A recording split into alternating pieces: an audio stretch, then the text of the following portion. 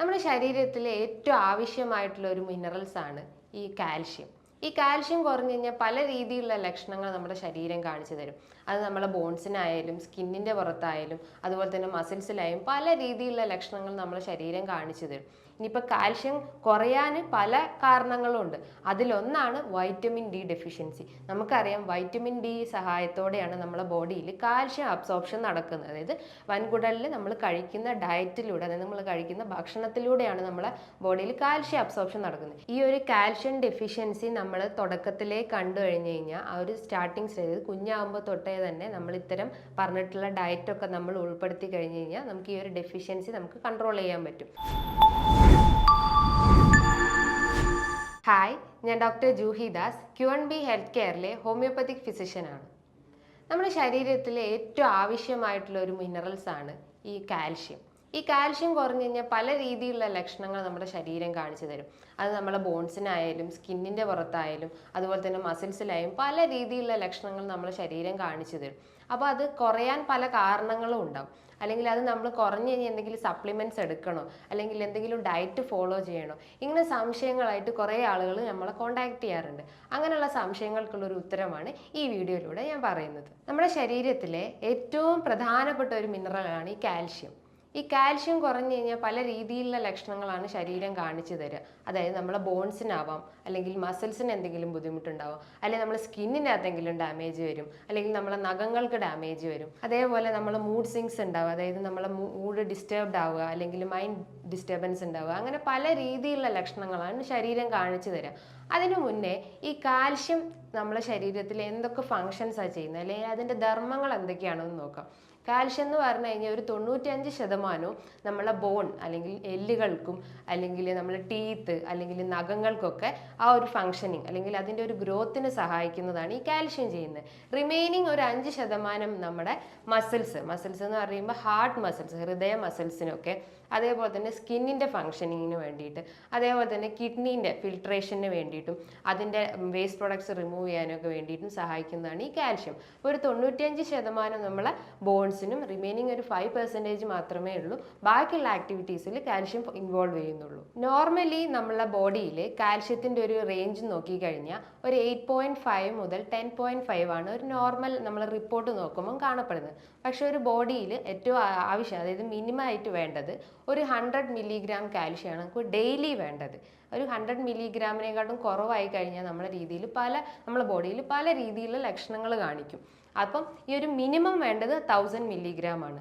അതിപ്പോൾ ചിൽഡ്രൻസിലായാലും കുട്ടികളിലായാലും അല്ലെങ്കിൽ മുതിർന്നവരിലായാലും അല്ലെങ്കിൽ സ്ത്രീകളിലായാലും ആ ഒരു വാല്യൂ ചിലപ്പം കൂടി കുറഞ്ഞെന്ന് വരാം. പക്ഷേ ഏറ്റവും കുറവ് നമുക്ക് വേണ്ടത് ഒരു 1000 മില്ലിഗ്രാം ആണ്. കുട്ടികളിലാണെങ്കിൽ, അതായത് കുറച്ച് ഒരു 8 to 10 വയസ്സുള്ള കുട്ടികളിലാണെങ്കിൽ അതൊരു 1300 മില്ലിഗ്രാം എങ്കിലും എന്തായാലും നിർബന്ധമായിട്ടും നമ്മുടെ ബോഡിയിൽ ആവശ്യമാണ്. അതായത് ഡെയിലി ഒരു 1300 എങ്കിലും ഡെയിലി വേണം.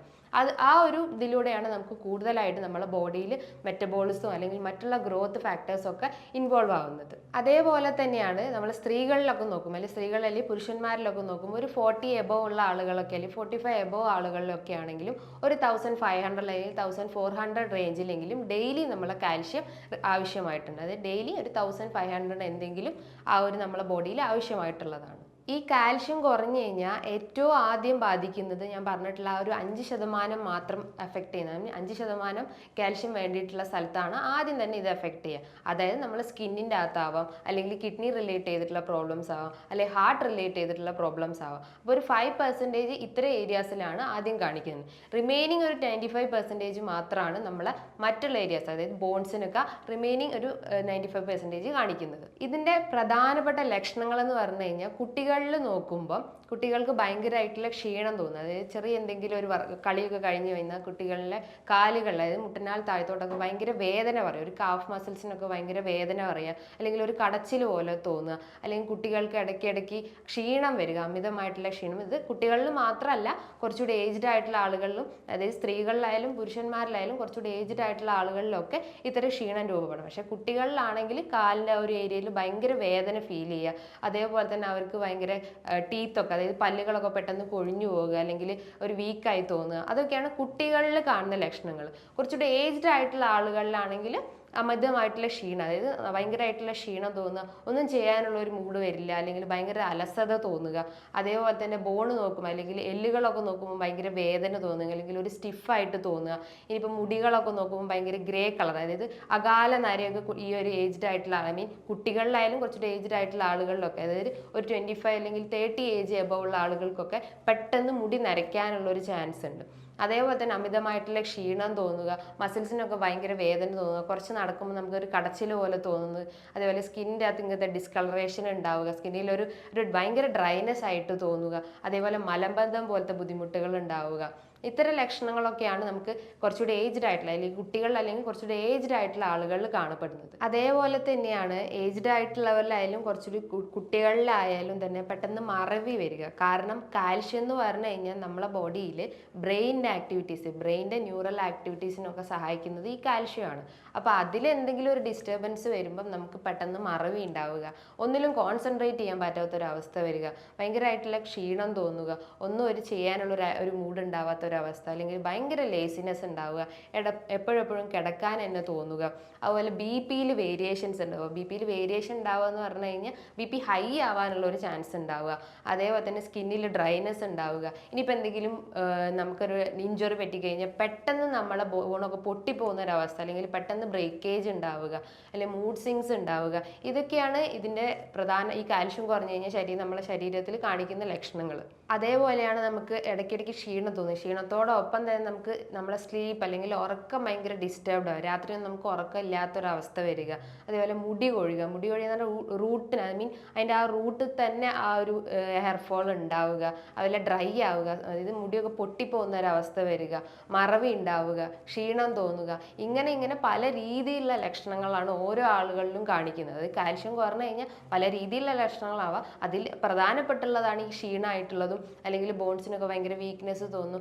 ഇത്തരം ലക്ഷണങ്ങൾ ഉണ്ടെങ്കിൽ നമ്മളെ ബോഡിയിൽ കാൽഷ്യം കുറഞ്ഞിട്ടുണ്ടെന്ന് മനസ്സിലാക്കാം. ഇനിയിപ്പോൾ കാൽഷ്യം കുറയാൻ പല കാരണങ്ങളുണ്ട്. അതിലൊന്നാണ് വൈറ്റമിൻ ഡി ഡെഫിഷ്യൻസി. നമുക്കറിയാം വൈറ്റമിൻ ഡി സഹായത്തോടെയാണ് നമ്മളെ ബോഡിയിൽ കാൽഷ്യം അബ്സോർപ്ഷൻ നടക്കുന്നത്. അതായത് വൻകുടലിൽ നമ്മൾ കഴിക്കുന്ന ഡയറ്റിലൂടെ, അതായത് നമ്മൾ കഴിക്കുന്ന ഭക്ഷണത്തിലൂടെയാണ് നമ്മളെ ബോഡിയിൽ കാൽഷ്യം അബ്സോർപ്ഷൻ നടക്കുന്നത്. ഈ കാൽഷ്യം അബ്സോർപ്ഷൻ വേണമെങ്കിൽ എന്താ, വൈറ്റമിൻ ഡിൻ്റെ പ്രസൻസ് വേണം. വൈറ്റമിൻ ഡി എന്ന് പറഞ്ഞാൽ ഒരു സൺഷൈൻ വൈറ്റമിൻ ആണ്. ഈ വൈറ്റമിൻ ഡിൻ്റെ സഹായത്തോടെയാണ് കാൽഷ്യം അബ്സോർപ്ഷൻ നടക്കുന്നത്. വൈറ്റമിൻ ഡി എന്ന് പറയുമ്പോൾ ഈ സൺഷൈൻ വൈറ്റമിൻ നമ്മളെ അതായത് ഒരു 9 മണി മുതൽ അല്ലെങ്കിൽ ഒരു 10 മണി മുതൽ ഒരു 3 മണി വരെ ആ ഒരു ടൈമിലാണ് നമുക്ക് വൈറ്റമിൻ ഡിൻ്റെ ആ ഒരു സൺലൈറ്റിലൂടെ നമുക്ക് വൈറ്റമിൻ ഡി പ്രോപ്പറായിട്ട് കിട്ടുക. അപ്പോൾ അതിൻ്റെ ഒരു ഡെഫിഷ്യൻസി ഉണ്ടെങ്കിൽ നമ്മുടെ ബോഡിയിൽ എന്തായാലും കാൽഷ്യം ഡെഫിഷ്യൻസി ഉണ്ടാവാനുള്ള ഒരു ചാൻസ് ഉണ്ട്. അതേപോലെയാണ് നമുക്ക് തൈറോയിഡ് അല്ലെങ്കിൽ പാരാതൈറോയിഡ് ഹോർമോൺസിൽ ഉണ്ടാകുന്ന വേരിയേഷൻ, അല്ലെങ്കിൽ തൈറോയിഡ് റിലേറ്റ് ചെയ്തിട്ട് എന്തെങ്കിലും ബുദ്ധിമുട്ടുകൾ ഉണ്ടെങ്കിൽ ഹൈപ്പർ തൈറോയിഡ്സ് ആവാം, ഹൈപ്പോ തൈറോയിഡ്സ് ആവാം, അങ്ങനെ തൈറോയിഡ് പ്രോബ്ലംസ് എന്തെങ്കിലും ഉണ്ടെങ്കിലും ഈ ഒരു കാൽഷ്യം ഡെഫിഷ്യൻസി ഉണ്ടാവും. അതുപോലെ തൈറോയിഡിൻ്റെ കുറച്ച് പിന്നിലായിട്ട് സ്ഥിതി ചെയ്യുന്ന ഒരു ഗ്രന്ഥിയാണ് പാരാതൈറോയിഡ് ഹോർമോൺ. അതായത് പാരാതൈറോയിഡ് ഹോർമോണിന് എന്തെങ്കിലും ഡെഫിഷ്യൻസി അല്ലെങ്കിൽ അതിൻ്റെ ഒരു പ്രവർത്തനം കുറയുന്ന ഒരു അവസ്ഥ, അല്ലെങ്കിൽ അതിന് എന്തെങ്കിലും ഡാമേജ്, അതായത് പാരാതൈറോയിഡ് ഗ്ലാൻഡിന് എന്തെങ്കിലും ഒരു ഡാമേജ് വരിക, അല്ലെങ്കിൽ എന്തെങ്കിലും ഇഞ്ചറി വരിക, അല്ലെങ്കിൽ ആ ഹോർമോൺസിന് എന്തെങ്കിലും ഡെഫിഷ്യൻ്റ് ആവുക, അങ്ങനെ പാരാതൈറോയിഡ് എന്തെങ്കിലും വേരിയേഷൻ വരുമ്പോഴും നമ്മുടെ ബോഡിയിൽ കാൽഷ്യം കുറയാനുള്ള ഒരു ചാൻസ് ഉണ്ട്.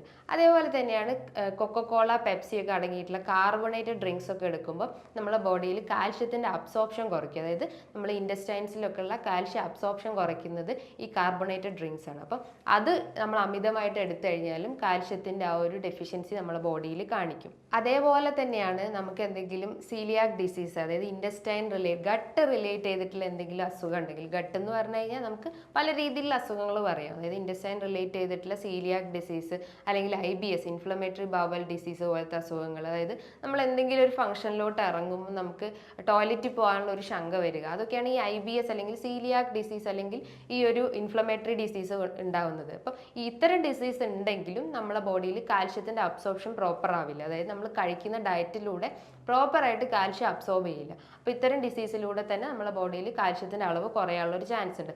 അതേപോലെ തന്നെയാണ് നമ്മൾ കൂടുതലായിട്ട് സാൾട്ട്, അതായത് സോഡിയം കണ്ടന്റ് അടങ്ങിയിട്ടുള്ള ഭക്ഷണങ്ങളൊക്കെ എടുക്കുമ്പോഴും കാൽഷ്യം കുറയാനുള്ള ഒരു ചാൻസ് ഉണ്ട്. ഇനി അമിതമായിട്ട് പുക വലിക്കുന്ന ആളുകൾ അല്ലെങ്കിൽ മദ്യപിക്കുന്ന ആളുകളിലായാലും ആ ഒരു നിക്കോട്ടിൻ്റെ പ്രസൻസ് ബ്ലഡിൽ വരുമ്പോൾ ആ ഒരു അബ്സോർപ്ഷൻ കറക്റ്റ് ആവാത്തൊരവസ്ഥ വരുന്നത്. അതായത് കാൽഷ്യം അബ്സോർപ്ഷൻ നമ്മളെ ഗട്ടിൽ നിന്ന് പ്രോപ്പറായിട്ട് നടക്കില്ല.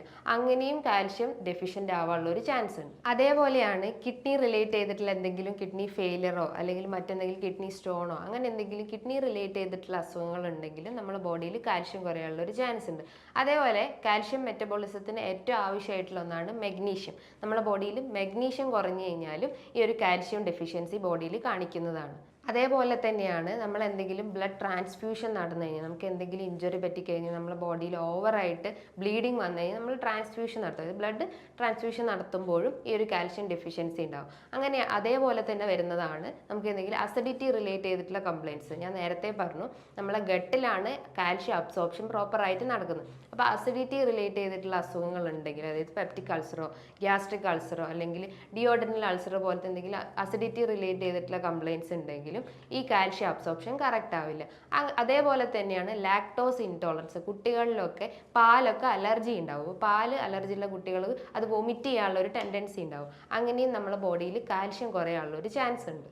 ഇത്തരം കാരണങ്ങളിലൂടെയാണ് നമ്മുടെ ബോഡിയിൽ കാൽഷ്യം കുറയുന്നത്. അത് പ്രധാനമായിട്ട് ഞാൻ പറഞ്ഞിട്ടുള്ളതാണ് വൈറ്റമിൻ ഡി അബ്സോർപ്ഷൻ, അതുപോലെ കിഡ്നി റിലേറ്റ് ചെയ്തിട്ട് എന്തെങ്കിലും ബുദ്ധിമുട്ടുണ്ടെങ്കിൽ, അതേപോലെ നമ്മൾ ഇൻറ്റസ്റ്റൈൻ റിലേറ്റ് ചെയ്തിട്ടുള്ള എന്തെങ്കിലും സീലിയാക് ഡിസീസ്, IBS അല്ലെങ്കിൽ അസിഡിറ്റി, പെപ്റ്റിക് അൾസർ പോലത്തെ അസുഖങ്ങൾ, അതേപോലെ നമ്മൾ ഓവർ മെഡിക്കേഷൻസ് എടുക്കുകയാണെങ്കിൽ, അതേപോലെ തന്നെ നമ്മൾ ചായ കാപ്പിയൊക്കെ എടുക്കുമ്പോൾ അല്ലെങ്കിൽ കാർബണേറ്റഡ് ഡ്രിങ്ക്സ് ഒക്കെ കഴിക്കുമ്പോൾ ഈ ഒരു അയൺ അല്ലെങ്കിൽ കാൽഷ്യം അബ്സോർപ്ഷൻ നമ്മുടെ ബോഡിയിൽ ഡിക്രീസ് ചെയ്യും.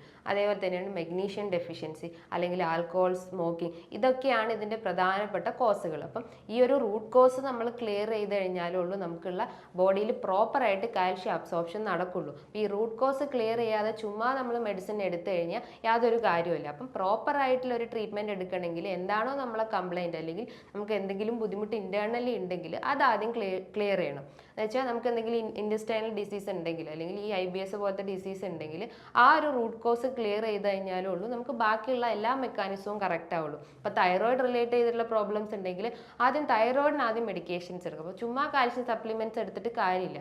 കാൽഷ്യം സപ്ലിമെൻറ്റ്സ് എടുക്കുകയാണെങ്കിൽ തന്നെ അതൊരു ഡോക്ടർ നിർദ്ദേശപ്രകാരം മാത്രമേ നമ്മൾ എടുക്കാൻ പാടുള്ളൂ. അപ്പോൾ വൈറ്റമിൻ ഡി അതേപോലെ തന്നെ ഒരു ഡോക്ടർ നിർദ്ദേശപ്രകാരം മാത്രമേ നമ്മൾ എടുക്കാൻ പാടുള്ളൂ. അത് കോളികാൽസിഫറോൾ ഉള്ള ആ ഒരു വൈറ്റമിൻ D3 ടാബ്ലറ്റ്സ് ആണ് നമ്മൾ മന്ത്ലിയോ അല്ലെങ്കിൽ വീക്കിലിയോ ഒക്കെ എടുക്കേണ്ടത്. അതും ഒരു ഡോക്ടറെ നിർദ്ദേശപ്രകാരം മാത്രമേ നമ്മൾ ഇത്തരം സപ്ലിമെന്റ്സ് എടുക്കാൻ പാടുള്ളൂ. അല്ലാണ്ട് സ്വന്തമായിട്ട് ഇതുപോലെ സ്വന്തം ഇഷ്ടത്തോടെ മെഡിസിൻസ് എടുക്കുന്നത് നമ്മുടെ ബോഡിയിൽ പല കംപ്ലയിൻസും ഉണ്ടാകും. അത് കിഡ്നി ഫെയിലിയർ അല്ലെങ്കിൽ മറ്റുള്ള അസുഖങ്ങളൊക്കെ ലീഡ് ചെയ്യാനുള്ള ഒരു ചാൻസ് ഉണ്ട്. അപ്പം സ്വന്തം മെഡിസിൻസ് എടുക്കുന്നതിന് ഒരു ഡോക്ടറെ കൺസൾട്ട് ചെയ്തിട്ട് അതിൻ്റെ ഡയറ്റും അല്ലെങ്കിൽ അതിൻ്റെ ട്രീറ്റ്മെൻറ്റ് നോക്കിയിട്ട് നമ്മൾ മെഡിസിൻസ് എടുക്കേണ്ടതാണ്. ഈ ഒരു കാൽഷ്യം കുറഞ്ഞു കഴിഞ്ഞാൽ ഈ സിംറ്റംസ് ഒക്കെ കാണിക്കും നേരത്തെ പറഞ്ഞു. അപ്പോൾ കാൽഷ്യം കുറഞ്ഞു കഴിഞ്ഞാൽ നമ്മളൊരു ബ്ലഡ് ടെസ്റ്റ് ചെയ്യുന്നത് സെറം കാൽഷ്യം ടെസ്റ്റ് ചെയ്ത് കഴിഞ്ഞാൽ നമ്മളെ ബോഡിയിൽ എത്രത്തോളം കാൽഷ്യത്തിൻ്റെ എമൗണ്ട് ഉണ്ട് അല്ലെങ്കിൽ ആ ഒരു നോർമൽ റേഞ്ചിലാണോ എന്നൊക്കെ നമുക്ക് അറിയാൻ പറ്റും. അതുപോലെ ബോൺ മിനറൽ ഡെൻസിറ്റി എന്ന് പറഞ്ഞിട്ടുള്ള ഒരു ടെസ്റ്റ് നിന്ന് അവൈലബിൾ ആണ്. അത് ചെക്ക് ചെയ്താലും നമ്മളെ ബോഡിയിൽ എത്രത്തോളം കാൽഷ്യത്തിൻ്റെ വാല്യൂ ഉണ്ട്, അത് ഇൻക്രീസ് ആയിട്ടുണ്ടോ അല്ലെങ്കിൽ ഡിക്രീസ് ആയിട്ടുണ്ടോ അല്ലെങ്കിൽ ഹൈപ്പർ കാൽസീമിയ ആയിട്ടുണ്ടോ ഹൈപ്പോ കാൽസീമിയ ആയിട്ടുണ്ടോ എന്ന് മനസ്സിലാക്കാം. നോർമലി ഒരു കാൽഷ്യം നമ്മുടെ ബോഡിയിൽ വേണ്ടത് ഒരു 8.5 മുതൽ 10.5 ആണ് അതിൻ്റെ ഒരു നോർമൽ റേഞ്ച്. ഈ ഒരു വാല്യൂയിൽ നിന്ന് വേരി ചെയ്യുമ്പോഴാണ് നമ്മുടെ ബോഡിയിൽ പല രീതിയിലുള്ള സിംറ്റംസ് ഉണ്ടാക്കുക. പക്ഷേ ഡെയിലി നമ്മളെ ഇൻടേക്ക്, അതായത് ഫുഡിൽ ഉണ്ടാവേണ്ട ഒരു ഡെയിലി കാൽഷ്യം റിക്വയർമെൻറ്റ് എന്ന് പറഞ്ഞു കഴിഞ്ഞാൽ 1000 മില്ലിഗ്രാം ആണ്. ആ ഒരു നോർമൽ ആ ഒരു ഇൻടേക്ക് നമ്മുടെ ബോഡിയിൽ ഉണ്ടായി കഴിഞ്ഞു കഴിഞ്ഞാലുള്ളൂ നമുക്കുള്ള ഈ ലക്ഷണങ്ങളൊക്കെ നമുക്ക് കുറയ്ക്കാൻ പറ്റുന്നത്. ഇനിയിപ്പോൾ കുട്ടികളിലായാലും കുറച്ചുകൂടി മുതിർന്ന ആളുകളിലായാലും ഏറ്റവും മിനിമം വേണ്ടത് ഒരു 1000 മില്ലിഗ്രാം ആണ്. കുട്ടികളിലാണെങ്കിൽ കുറച്ചുകൂടി നമ്മൾ ഇൻടേക്ക് കൂട്ടണം, അതായത് 1000നേക്കാളും കുറച്ചുകൂടി ഒരു 1300 ഒക്കെ നമ്മൾ ഡെയിലി എടുക്കണം. ഇനിയിപ്പോൾ കുറച്ചുകൂടി ഏജ്ഡ് ആയിട്ടുള്ള ആളുകളാണെങ്കിൽ, ഒരു സ്ത്രീകളിലൊക്കെ ആണെങ്കിൽ മെൻസസിൻ്റെ ടൈമിലൊക്കെ ഈസ്ട്രജൻ്റെ അളവ് കുറയാനുള്ള ചാൻസ് ഉണ്ട്. അപ്പോൾ അവരൊക്കെ ആണെങ്കിലും ഒരു 1200 മില്ലിഗ്രാം കാൽഷ്യം ഡെയിലി നമ്മൾ എടുക്കേണ്ടതാണ്. വെച്ചാൽ നമ്മുടെ ഡയറ്റിലൂടെ ആയാലും അതുപോലെ സപ്ലിമെന്റ്സ് ആയിട്ട് ഒരു ഡോക്ടർ നിർദ്ദേശപ്രകാരം എടുക്കേണ്ടതാണ്. ഈ കാൽഷ്യം കുറഞ്ഞു കഴിഞ്ഞാൽ നമ്മൾ എന്തൊക്കെ ഡയറ്റ് അല്ലെങ്കിൽ നമ്മളെ ഭക്ഷണ രീതികൾ എന്തൊക്കെയാണെന്ന് നമുക്ക് നോക്കാം. ഡയറ്റ് എന്ന് പറയുമ്പം കാൽഷ്യം അടങ്ങിയിട്ടുള്ള ഭക്ഷണങ്ങളാണ് പാലും ഉൽപ്പന്നങ്ങളും. എന്ന് വെച്ചാൽ ഡെയിലി ഒരു ഗ്ലാസ് പാല് കുടിക്കുന്നതുകൊണ്ട് നമ്മുടെ ബോഡിയിൽ അത്രയും ഒരു 1000 മില്ലിഗ്രാം ആ ഒരു കാൽഷ്യം നമുക്ക് മെയിൻറ്റെയിൻ ചെയ്യാൻ പറ്റും. ഇപ്പോൾ പാല് ചിലർക്ക് അലർജി ഉണ്ടാവും, ചില കുട്ടികൾക്കൊക്കെ ലാക്ടോസ് ഇൻടോളറൻസ് എന്ന് പറഞ്ഞിട്ടുള്ള, ഞാൻ നേരത്തെ പറഞ്ഞിട്ടുള്ള അസുഖങ്ങളൊക്കെ ഉണ്ടാവും. എന്ന് വെച്ചാൽ അതായത് അമ്മയുടെ പാലൊക്കെ കുടിച്ച് കഴിഞ്ഞാൽ പെട്ടെന്ന് അവർ വൊമിറ്റ് ചെയ്യാനുള്ള ഒരു ചാൻസ് ഉണ്ട്, അല്ലെങ്കിൽ ഡയറി അല്ലെങ്കിൽ വയറിളക്കം പോലത്തെ ബുദ്ധിമുട്ടുകളൊക്കെ വരാം. അപ്പോൾ പാൽ അലർജി ഉള്ള ആളുകളാണെങ്കിൽ, കുട്ടികൾ മാത്രമല്ല കുറച്ചിട്ട് ഏജ്ഡ് ആയിട്ടുള്ള ആളുകൾക്കും പാലൊക്കെ അലർജി ആവും. അങ്ങനെയുള്ള ആളുകളാണെങ്കിൽ തൈരും മോരും ഒക്കെ എടുക്കുന്നത് നല്ലതാണ്. ഇത് ഒരു ആൻറ്റി ഓക്സിഡൻറ്റ് പ്രോപ്പർട്ടി ഉണ്ട്, ഒരു പ്രോബയോട്ടിക്സും ആണ്. അപ്പം തൈരും മോരും ഒക്കെ നമ്മൾ ഭക്ഷണം കഴിച്ചതിന് ശേഷം ഒരു കപ്പോ അല്ലെങ്കിൽ ഒരു ഗ്ലാസ് ഒക്കെ കുടിക്കുന്നത് നല്ലതാണ്. ഇതിൻ്റെ അകത്ത് ഒരുപാട് കാൽഷ്യം അടങ്ങിയിട്ടുണ്ട്. അപ്പോൾ അത് നമ്മുടെ ബോഡിയിൽ കാൽഷ്യം ഒരു ഡെഫിഷ്യൻ്റ് ആയിട്ടുള്ളത് അവർ പ്രോപ്പറായിട്ട് അത് അബ്സോർബ് ചെയ്യാനുള്ള സഹായിക്കും. അതേപോലെ തന്നെയാണ് നമുക്ക് ധാന്യങ്ങൾ എടുക്കാം. ധാന്യങ്ങൾ എന്ന് പറയുമ്പോൾ എള്ളുണ്ടയൊക്കെ നമുക്ക് ഡെയിലി 1-2 എണ്ണം കഴിക്കുന്നതുകൊണ്ടും കുഴപ്പമൊന്നുമില്ല. ഇതിൻ്റെ അകത്ത് ഒരുപാട് അയൺ കണ്ടന്റ് ഉണ്ട്, അതോടൊപ്പം തന്നെ കാൽഷ്യം അടങ്ങിയിട്ടുണ്ട്. ഇനിയിപ്പോൾ ധാന്യങ്ങളൊക്കെ എടുക്കുകയാണെങ്കിൽ തന്നെ നമ്മൾ നട്ട്സ് അല്ലെങ്കിൽ ഓട്സ്, രാഗി, ഇതൊക്കെയാണ് ധാന്യങ്ങൾ വരുന്നത്. അപ്പോൾ ഇതൊക്കെ നമുക്ക് എന്തെങ്കിലും കുറുക്കായിട്ടോ അല്ലെങ്കിൽ മറ്റു രീതിയിലുള്ള എന്തെങ്കിലും ഭക്ഷണമായിട്ടൊക്കെ ഓട്സ് ഒക്കെ നമുക്ക് കുക്ക് ചെയ്തിട്ട് നന്നായി ബോയിൽ ചെയ്തിട്ടൊക്കെ നമുക്ക് കഴിക്കാവുന്നതാണ്. ഓട്സ് എന്ന് പറയുമ്പോൾ ഇൻസ്റ്റന്റ് ഓട്സ് യൂസ് ചെയ്ത് സ്റ്റീൽ കട്ട് ഓട്സ് യൂസ് ചെയ്യുക. അതായത് കൊളസ്ട്രോൾ BP ഉള്ള ആളുകളൊക്കെ ആണെങ്കിൽ സ്റ്റീൽ കട്ട് ഓട്സ് ആണ് മെയിനായിട്ട് യൂസ് ചെയ്യേണ്ടത്. അത് നന്നായിട്ട് കുക്ക് ചെയ്തിട്ട് കഴിക്കുക, പാല് ആഡ് ചെയ്തിട്ട് നമുക്ക് അത് കഴിക്കേണ്ടതാണ്. അതേപോലെ തന്നെ നട്ട്സിലൊക്കെ വരുന്നതാണ് ഈ ബദാം, ആൽമണ്ട്, ആപ്രിക്കോട്ട്. ഇതിൻ്റെ അകത്തൊക്കെ ഫൈറ്റിക് ആസിഡ് അടങ്ങിയിട്ടുണ്ട്. ഇത് നമുക്ക് ഡയറക്റ്റ് കഴിച്ചു കഴിഞ്ഞാൽ നമ്മുടെ ബോഡിയിൽ കാൽഷ്യം അബ്സോർപ്ഷൻ ഉണ്ട്, എന്ന് വെച്ചാൽ കാൽഷ്യം അബ്സോർപ്ഷൻ കറക്റ്റ് ആവില്ല. അപ്പോൾ നമ്മളത് വെള്ളത്തിലൊക്കെ കുതിർത്തിട്ട് കഴിച്ചു കഴിഞ്ഞാൽ ആ ഒരു അബ്സോർപ്ഷൻ കറക്റ്റ് ആവുകയും ഒരു ഡെഫിഷ്യൻസി നമുക്ക് ക്ലിയർ ആക്കാൻ പറ്റും. അതേപോലെ തന്നെയാണ് ലീഫി വെജിറ്റബിൾ, ഇലക്കറികളൊക്കെ നമുക്ക് ഉൾപ്പെടുത്താവുന്നത്. ഇലക്കറികൾ എന്ന് പറയുമ്പോൾ ചീര, മുരിങ്ങയില, ഇങ്ങനത്തെ ഇലക്കറികളൊക്കെ നമുക്ക് തോരനായിട്ടോ അല്ലെങ്കിൽ കറി വെച്ചിട്ടൊക്കെ നമുക്ക് കഴിക്കാവുന്നതാണ്. ഇപ്പോൾ റൈസ് കഴിക്കുമ്പോഴായാലും ഈ കറികളൊക്കെ കൂടുതലായിട്ട് ഉൾപ്പെടുത്താൻ നോക്കുക. കാർബോഹൈഡ്രേറ്റ് കുറച്ചിട്ട് പ്രോട്ടീൻ്റെ അളവ് കൂട്ടാൻ ശ്രമിക്കുക. ധാരാളം പയറുവർഗ്ഗങ്ങളും കഴിക്കുന്നതുകൊണ്ടും കുഴപ്പമൊന്നുമില്ല. പയറെന്ന് പറഞ്ഞാൽ ബീൻസ്, ചെറുപയർ, തൂവര പയർ, ഇത്തരം പയറുവർഗ്ഗങ്ങൾ കഴിക്കുന്നത് നമ്മളെ ബോഡിയിൽ കാൽഷ്യത്തിൻ്റെ ഒരു അബ്സോർപ്ഷൻ കറക്റ്റ് ആവുകയും ആ ഒരു ഡെഫിഷ്യൻസി ക്ലിയർ ആക്കാൻ പറ്റും. അതേപോലെ തന്നെയാണ് നമുക്ക് നന്നായി വർക്കൗട്ട് ചെയ്യുമ്പോൾ നമ്മുടെ ബോഡി അത്രയും മെറ്റബോളിസം കറക്റ്റ് ആവുകയും കാൽഷ്യത്തിൻ്റെ ഒരു അബ്സോർപ്ഷൻ കറക്റ്റ് ആവുകയും ഡെഫിഷ്യൻസി ഒക്കെ ക്ലിയർ ആക്കാൻ പറ്റുകയും ചെയ്യും. ഇനിയിപ്പോൾ എന്തെങ്കിലും ടാബ്ലറ്റ്സ് ഒക്കെ എടുക്കാൻ നിങ്ങൾ ഉണ്ടെങ്കിൽ അത് വൈറ്റമിൻ D3 ടാബ്ലറ്റ്സ് ഒക്കെ എടുക്കുക.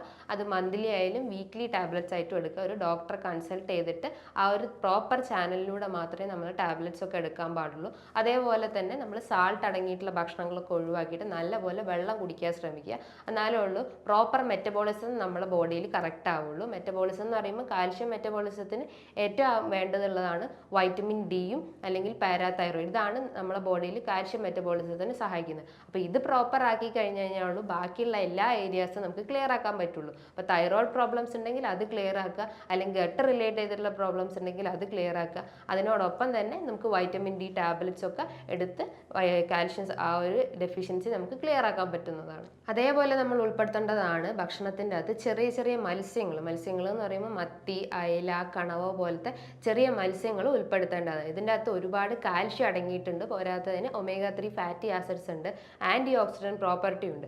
അത് നമ്മുടെ ബോഡിയിലുള്ള എല്ലാ മെറ്റബോളിസം പ്രോപ്പർ ആക്കിയത് കൊളസ്ട്രോൾ, BP, പ്രമേഹം പോലത്തുള്ള ഫാറ്റി ലിവർ പോലത്തെ എല്ലാ അസുഖങ്ങളും നമുക്ക് കൺട്രോൾ ചെയ്യാൻ പറ്റും. അപ്പോൾ ഇത്തരം ചെറു മത്സ്യങ്ങളൊക്കെ നമ്മളെ ഭക്ഷണത്തിൽ കൂടുതലായിട്ട് ഉൾപ്പെടുത്തേണ്ടതാണ്. ഇനി നമുക്ക് എന്തെങ്കിലും ടെൻഷൻ അല്ലെങ്കിൽ ഓവറായിട്ടുള്ള സ്ട്രെസ് ഉണ്ടെങ്കിൽ അത് ഒഴിവാക്കിയിട്ട് നല്ല രീതിയിലുള്ള ഒരു ലൈഫ് മുന്നോട്ട് പോകുക. എന്ന് വെച്ചാൽ നമ്മൾ എന്തെങ്കിലും മെഡിക്കേഷൻസ് ആയിട്ടോ അല്ലെങ്കിൽ യോഗ ചെയ്തിട്ടൊക്കെ നമ്മൾ ആ ഒരു ടെൻഷൻ റെഡ്യൂസ് ചെയ്യാൻ നോക്കുക. അതേപോലെ തന്നെയാണ് നമ്മൾ ഫ്രൂട്ട്സ് അല്ലെങ്കിൽ വെജിറ്റബിൾസ് ഒക്കെ കഴിക്കുമ്പോൾ ധാരാളം കാൽഷ്യം അടങ്ങിയിട്ടുള്ള ഭക്ഷണങ്ങൾ ഉൾപ്പെടുത്തുക. ഭക്ഷണം എന്ന് പറയുമ്പോൾ ഓറഞ്ച്, ബെറീസ് എന്ന് പറയുമ്പോൾ ബ്ലൂബെറീസ്, സ്ട്രോബെറീസ്, ഇത്തരം ബെറീസ് ഒക്കെ ഭക്ഷണത്തിൽ ഉൾപ്പെടുത്തുക. അതേപോലെ തന്നെയാണ് പപ്പായ, വാട്ടർമെലൺ, പൈനാപ്പിൾ, ഇതിൻ്റെ അകത്തൊക്കെ ഒരുപാട് കാൽഷ്യം അടങ്ങിയിട്ടുണ്ട്. അപ്പോൾ അതുപോലെ ലീഫി വെജിറ്റബിൾസ്, അതായത് വെജിറ്റബിൾസ് നോക്കുമ്പോൾ ലീഫി വെജിറ്റബിൾസ് ഉണ്ട്. വെജിറ്റബിൾസ് എന്ന് പറയുമ്പോൾ നമ്മുടെ ചീര, മുരിങ്ങയില അല്ലെങ്കിൽ മറ്റുള്ള ഇലക്കറികളൊക്കെ, അതായത് തഴുതാമ പോലത്തെ ഇലകളൊക്കെ നമ്മൾ തോരനായിട്ടോ അല്ലെങ്കിൽ കറിയായിട്ടോ ഒക്കെ നമുക്ക് ഉൾപ്പെടുത്താവുന്നതാണ്. ഇതിൻ്റെ അകത്ത് ഒരുപാട് കാൽഷ്യം അടങ്ങിയിട്ടുള്ളത് കൊണ്ട് തന്നെ ഈ ബോൺസിൻ്റെ ആ ഒരു വേദന അല്ലെങ്കിലുള്ള മറ്റുള്ള എല്ലാ കാൽഷ്യം റിലേറ്റ് ചെയ്തിട്ടുള്ള പ്രശ്നങ്ങളൊക്കെ നമ്മൾ ഈ ഒരു ഡയറ്റിലൂടെ തന്നെ നമുക്ക് മാറ്റിയെടുക്കാവുന്നതാണ്. ഈ ഒരു കാൽഷ്യം ഡെഫിഷ്യൻസി നമ്മൾ തുടക്കത്തിലേ കണ്ടു കഴിഞ്ഞ് കഴിഞ്ഞാൽ ആ ഒരു സ്റ്റാർട്ടിങ് സ്റ്റേജിൽ കുഞ്ഞാകുമ്പോൾ തൊട്ടേ തന്നെ നമ്മൾ ഇത്തരം പറഞ്ഞിട്ടുള്ള ഡയറ്റൊക്കെ നമ്മൾ ഉൾപ്പെടുത്തി കഴിഞ്ഞ് കഴിഞ്ഞാൽ നമുക്ക് ഈ ഒരു ഡെഫിഷ്യൻസി നമുക്ക് കൺട്രോൾ ചെയ്യാൻ പറ്റും. അപ്പോൾ ഡെഫിഷ്യൻസി എന്ന് പറയുമ്പോൾ കാൽഷ്യം മാത്രമല്ല അയണും മെഗ്നീഷ്യം എല്ലാ ഡെഫിഷ്യൻസി ഉണ്ടാവും. അപ്പോൾ ഈ പറഞ്ഞിട്ടുള്ള എല്ലാ ഡയറ്റും നമ്മൾ ഉൾപ്പെടുത്തി കഴിഞ്ഞ് കഴിഞ്ഞാൽ ഈ ഒരു പ്രോപ്പർ ആയിട്ടുള്ള ഒരു ഡയറ്റ് അല്ലെങ്കിൽ ഈ ഒരു എക്സസൈസ് അല്ലെങ്കിൽ യോഗ അല്ലെങ്കിൽ മെഡിറ്റേഷൻസ് ഒക്കെ ഫോളോ ചെയ്ത് കഴിഞ്ഞാൽ നമുക്ക് ഈ ഒരു കാൽഷ്യം ഡെഫിഷ്യൻസി നമുക്ക് കൺട്രോൾ ചെയ്യാൻ പറ്റും. അത് കുഞ്ഞിലേ തൊട്ട് നമ്മൾ ഡയറ്റും അല്ലെങ്കിൽ എന്തെങ്കിലും മെഡിക്കേഷൻസ് ഒക്കെ സ്റ്റാർട്ട് ചെയ്ത് കഴിഞ്ഞാൽ എല്ലാ അസുഖങ്ങളും, അത് കാൽഷ്യം മാത്രമല്ല മറ്റുള്ള എല്ലാ അസുഖങ്ങളും നമുക്ക് കൺട്രോൾ ചെയ്യാൻ പറ്റും. ഇതുമായി ബന്ധപ്പെട്ട എന്തെങ്കിലും സംശയങ്ങൾ ഉണ്ടെങ്കിൽ താഴെ കാണുന്ന നമ്പറിൽ കോൺടാക്ട് ചെയ്യാവുന്നതാണ്. ഇനിയും മറ്റൊരു വീഡിയോയുമായി വീണ്ടും കാണാം. Thank you.